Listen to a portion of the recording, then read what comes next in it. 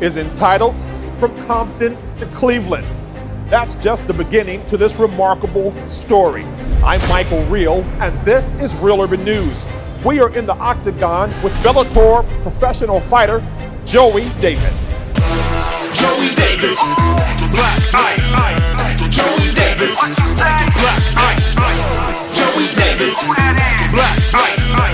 Joey Davis, Black Ice. Joey Davis, Black Ice.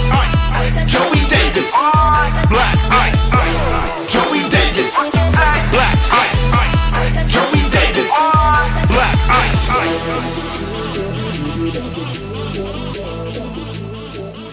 What are you thinking about when you step into the octagon? Just each day get better at what I do. You know, I just want to become, whatever I do, I just want to become great.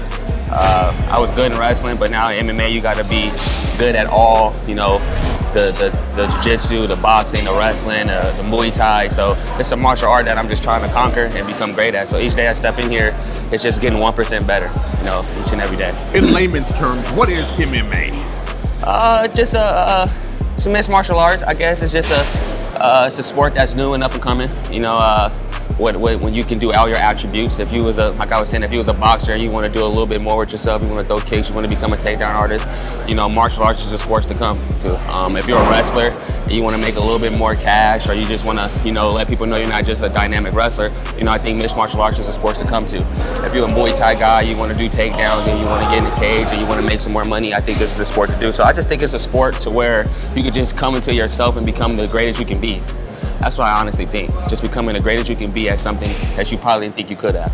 When we met in 2011, which was a long time ago, you were still in high school and still a wrestler. Yes. Did you see yourself in the cage? That's a good question, Michael. I always seen myself as a champion. Ever since I was little, I always hung around champions, been around champions. So wherever I knew I was going to become in, I was going to be good at. Mixed martial arts was something that I just watched growing up. I was a big NFL dreamer. I wanted to become an NFL and become a football player, but mixed martial arts was something that was exciting to see, you know, at the time. And when my coach, Antonio McKee, had his own gym, I was just very fortunate enough he let me come in there and practice at the time when I was young. And I just wanted to go full force with it and see how I would do, and now I'm 5-0. You got a book out called From Compton to Cleveland. Yes. Tell us about that. It's just something that I wanted to do to not, you know, be sitting at home, and I don't want to be known as just an MMA fighter. You know, a lot of kids where I'm coming from, you know, don't have a lot of outcomes to do. So, you know, coming out with my book, I just wanted to let people know that I am from Compton. Want to let people know that there is successful people out of Compton. I want to let people know that there are dreams that come true out of Compton. And one of mine came true, especially with my book, getting my story out there, letting people know who I am really, and things like that. So the book was just a bonus to my career. I'm just thankful for the Lord. I'm thankful for my dad for helping me the most, put it together, and putting it together to make me happy to see, you know, what my dreams can really be. When we met those many years ago, you talked about your father. What has he been to you in your career? He's been right by your side the entire time. No words, great dad. All I can ask for that, just thank God for. There's a lot of dads out there who didn't take care of their kids, you know, but my dad stuck with me, you know, all of my mistakes, you know. You know, I have a really good set of family, mom too, you know, so. Good dad, I can ask for. I see a lot of kids without no dads, like, so I don't know, just, I have no words. I have no words for it, just blessed. My dad's just my #1 fan, my biggest support. I'm just fortunate and blessed enough that I did have my father that could help me and push me through circumstances that I never thought I could be. You know, there's a lot of times I didn't want to do things, and my dad was like, hey man, we didn't come this far just to cut short, you know what I mean? There was a lot of steps. I was like, oh, I'm here, Dad, I done enough. I thought I done this, and he was just my #1 fan. Like, there's people out there who still want more. There's people out there that can still come and take your spot. So I always keep that in mind, and that's what my dad's been just a blessing, truly disguised. No matter how much, you know, we have the father and son arguments, the father and son tantrums.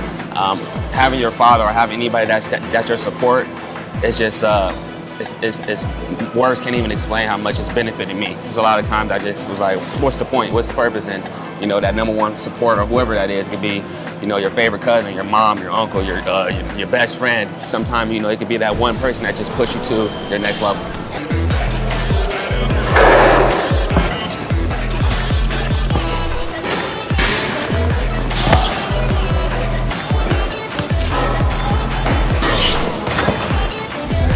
challenging about your life? That's a good question. What's challenging is just me and myself, seeing what do I really want to conquer for myself. I accomplished a lot being from Compton, and I've done things that I never thought I could do, so God has just truly blessed me. But now I'm just, pretty much just seeing for myself and battling myself each and every day, like, how great can I be? What do I really want out of myself? What do I really want to do in my career? What do I really want to be in life, 10 years from now? So that's the challenge right now, just seeing what do I really want to do for myself. Keep working. Nice. Keep working. And out of the fighting and out of the book writing and being a young author, you graduating from Notre Dame. Yes. In Ohio. Tell us about that. Oh, just a tremendous school, Catholic school. Cleveland made me who I am, you know what I mean? I know I was born in Compton, but I spent the majority of my maturing years in Cleveland, and that trenches cold, seeing how the people is out there, just very low-key, very just, a different life, slower paced life. And that just helped me gather all my thoughts, gather to what, gather all my accomplishments up and letting me know what I could truly do in myself. So Cleveland was just a blessing in disguise, and I'm just thankful that I got to go out there and see some of those beautiful people.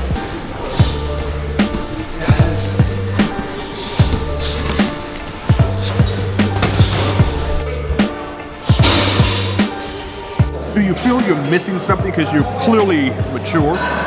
Do you feel you've missed some things in life? You've been focused on fighting, you've been focused on education and family. Have you missed anything? That's an excellent question, Michael.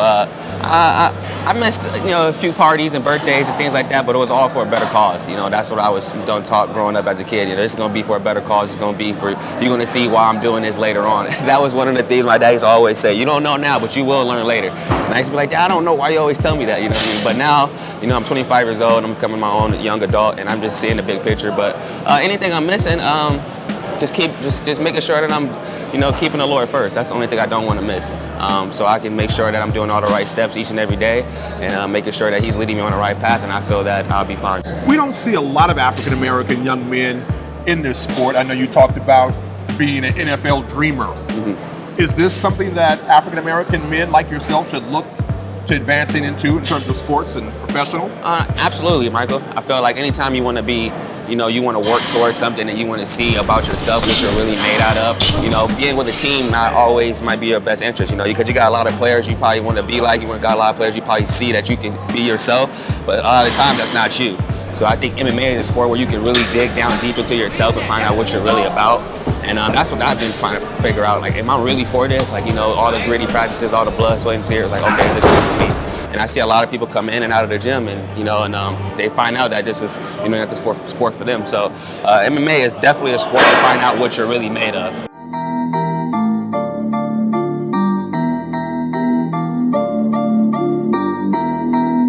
How important is it that you have this kind of camaraderie? Without that, it's a lot of downs to this game.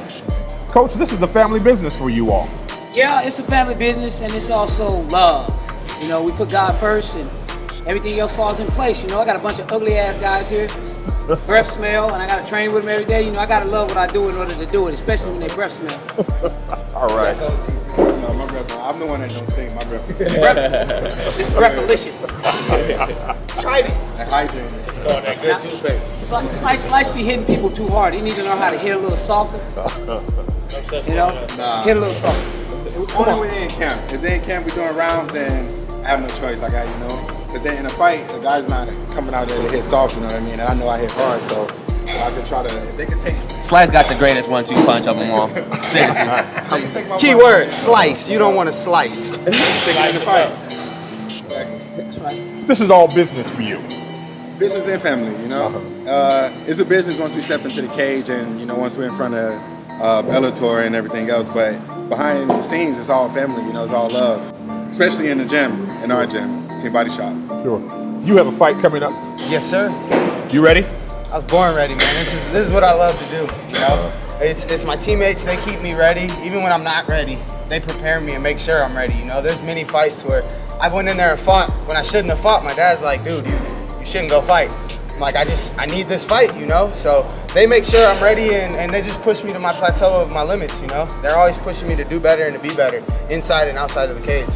For you, what's special about this opportunity? Man, I just like the togetherness and how everybody just work together to make each other better. And when you say blood, there's blood in the ring. Oh, absolutely. You know, it's blood in the ring, it's blood in your practices. Every now and then you see things you don't want to see.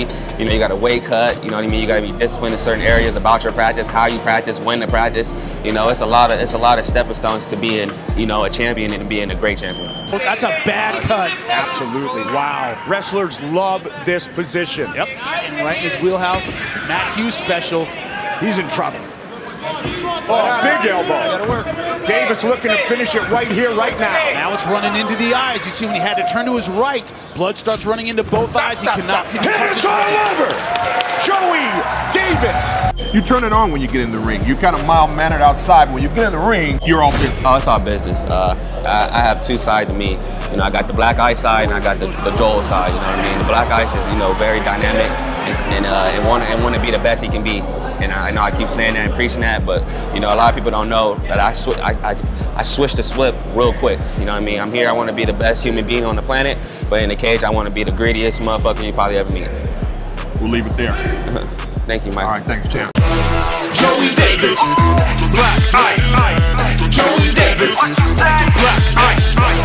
Joey Davis, black ice. Joey Davis.